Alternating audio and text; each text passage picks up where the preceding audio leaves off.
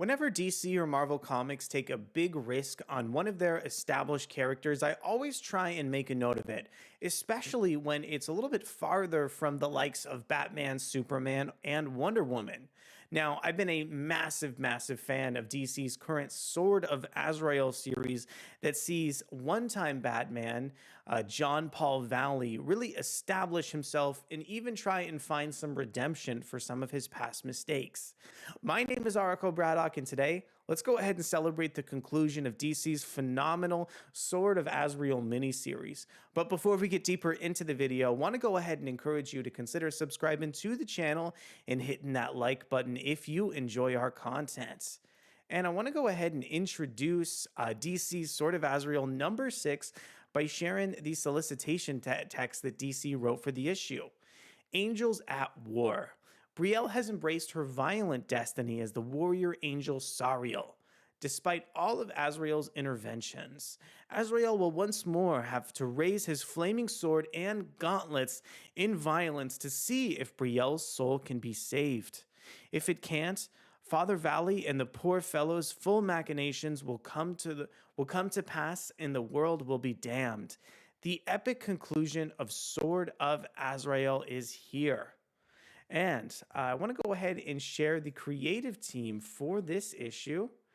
Sword of Azrael number 6 is written by Dan Waters. We have art from Nikola Cizmesija, and we have colors from Marissa Louise, and letters from Hassan Otsmane-Elhaou.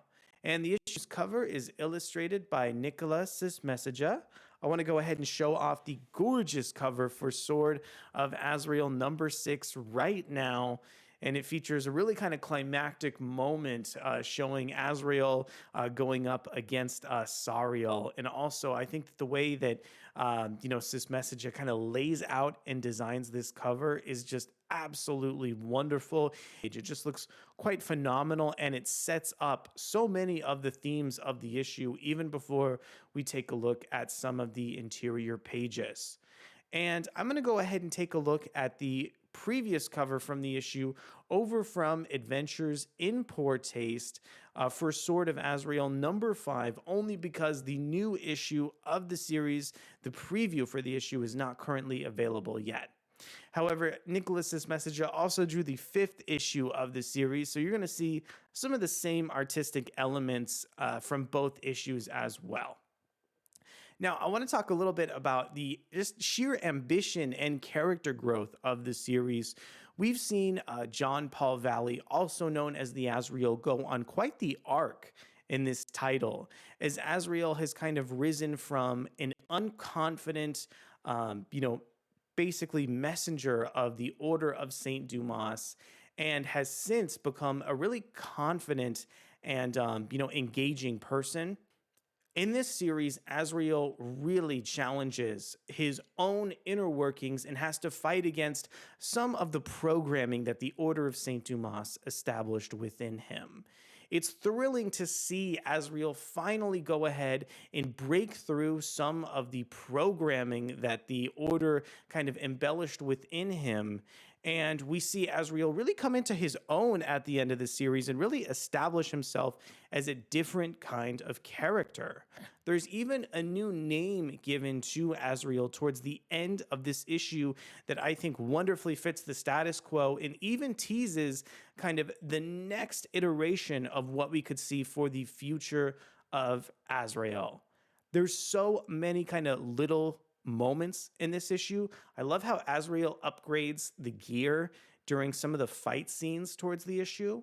And also, when it's time for Azrael to go up against Sariel in earnest, artist Nikola Cizmesija is really able to tap into some of the more ethereal elements of his art, like we're seeing now with this kind of cover of issue 5, and is really able to evoke just so much emotion on the comic book page.